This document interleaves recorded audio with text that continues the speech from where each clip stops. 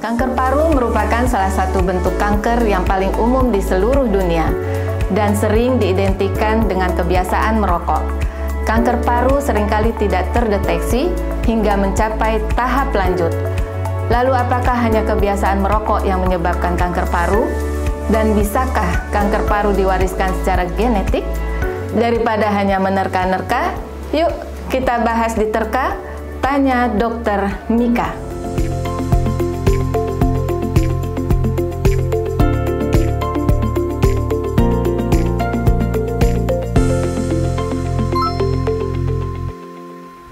Hai sahabat Mika, salam sehat untuk kita semua.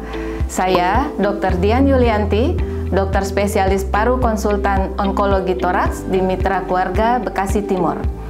Sebelumnya kami sudah membuka kolom pertanyaan di Instagram Story @mitrakeluarga dan sudah terkumpul beberapa pertanyaan menarik mengenai kanker paru yang akan saya jawab. Yuk kita bahas satu persatu.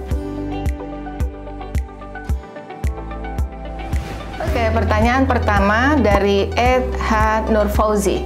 Apakah benar kalau perokok pasif lebih rentan terkena kanker paru dibandingkan perokok aktif? Perokok pasif adalah orang yang tidak merokok tetapi terpapar dan menghirup asap rokok dari orang-orang yang merokok di sekitarnya. Walaupun menurut banyak penelitian, 80-90% pasien kanker paru adalah perokok, namun perokok pasif memiliki resiko terkena kanker paru 4 kali lebih besar dibandingkan dengan orang yang tidak terpapar asap rokok. Perokok pasif terkena dampak yang lebih berbahaya dibandingkan dengan perokok aktif, karena perokok aktif menghisap rokok secara langsung dan di rokok tersebut masih ada filter. Sementara perokok pasif menghisap asap rokok tanpa filter, ditambah dengan asap yang dihembuskan keluar dari paru seseorang yang merokok. Asap rokok atau second hand smoke ada 2 kategori, dan kedua kategori ini berbahaya. Kategori pertama adalah mainstream smoke, yaitu asap yang keluar dari mulut si perokok setelah terlebih dahulu dihisap dan melewati paru sang perokok. Kedua, side stream smoke, yaitu asap yang keluar dari pangkal rokok menjelang rokok habis. Ini yang paling berbahaya. Karena apa? Karena kandungan kimia racun dari asap jenis ini berlipat-lipat dibandingkan mainstream smoke. Side stream smoke seringkali terekspos ke udara tanpa filter, memuat kandungan senyawa karbon monoksida atau CO 5 kali lebih besar ketimbang asap rokok utama. Side stream smoke juga mengandung 3 kali lebih besar benzopiren yang merupakan pemicu kanker paru, dan 50 kali lipat kandungan amonia yang merupakan penyebab iritasi mata dan pernafasan dibanding mainstream smoke.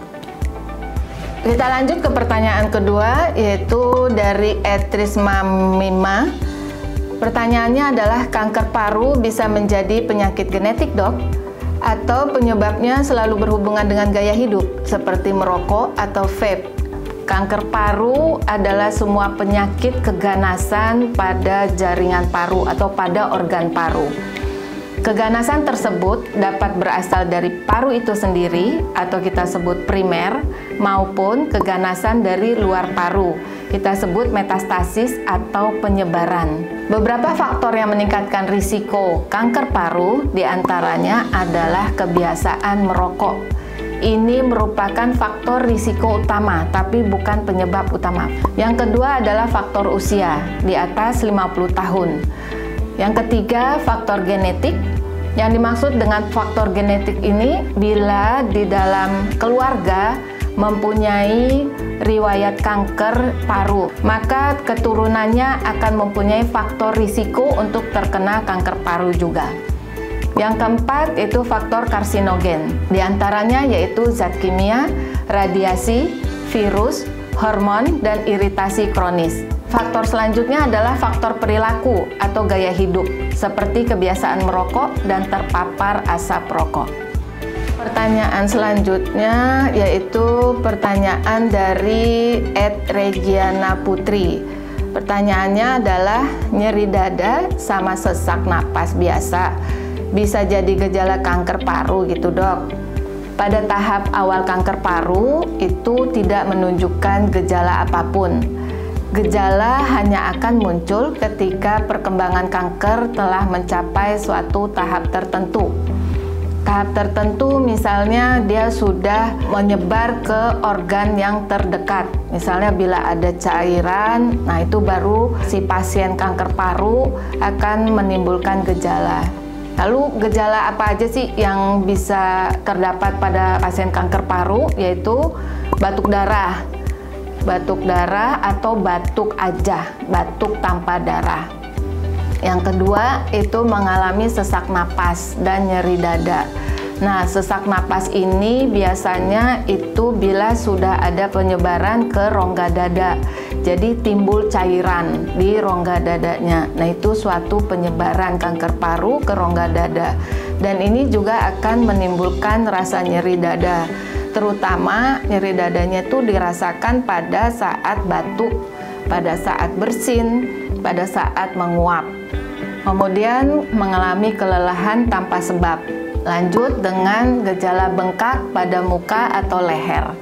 Kemudian sakit kepala. Nah, sakit kepala ini bisa saja berhubungan dengan penyebaran di kepala.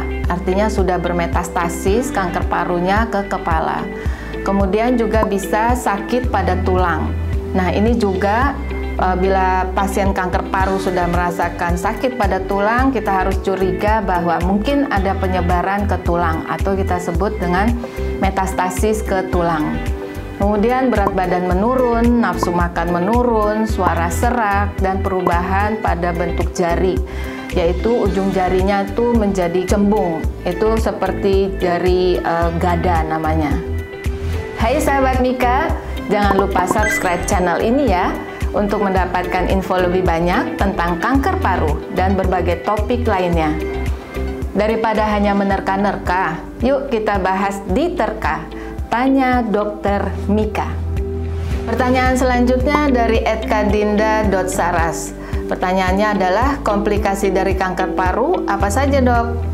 Komplikasi ada dua, komplikasi pada stadium lanjut dan komplikasi pada stadium awal. Kalau komplikasi pada stadium lanjut kanker paru adalah bisa terbentuk cairan dalam rongga pleura atau yang kita sebut adalah efusi pleura dan terjadi sindrom vena cava superior.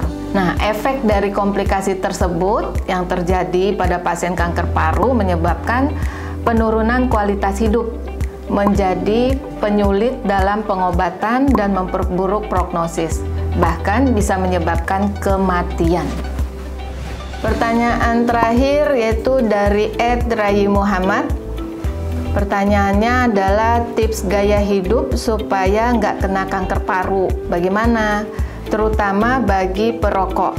Ada beberapa gaya hidup yang harus dibiasakan agar meminimalisir resiko terkena kanker paru. Yang pertama itu berhenti merokok bagi yang merokok. Yang kedua, menghindari asap rokok. Hindari sejauh mungkin diri Anda dari orang yang sedang merokok. Yang ketiga, menghindari paparan zat berbahaya baik di lingkungan rumah dan tempat kerja. Kemudian olahraga secara teratur. Ini digunakan untuk meningkatkan fungsi paru, fungsi kekebalan tubuh yang lebih baik, mengurangi peradangan, mengurangi tingkat karsinogen di paru, dan meningkatkan kemampuan untuk memperbaiki DNA. Kemudian makan makanan yang sehat dan bergizi serta seimbang. Makan makanan sehat seperti mengkonsumsi banyak buah, sayuran, biji-bijian, protein tanpa lemak seperti daging tanpa lemak dan kacang-kacangan. Ada juga beberapa makanan tertentu yang bisa mengurangi resiko kanker paru menurut penelitian seperti kubis Brussels, kembang kol, dan brokoli. Sahabat Mika, kita sudah sampai di akhir video. Semoga pertanyaan-pertanyaan dari sahabat Mika tadi bisa terjawab ya. Jika sahabat Mika punya keluhan kesehatan dan berbagai pertanyaan tentang topik lainnya, Silakan tulis di kolom komentar atau Instagram Story @mitrakeluarga. Pertanyaan terpilih akan kita bahas di episode Terka berikutnya. Terima kasih, salam sehat.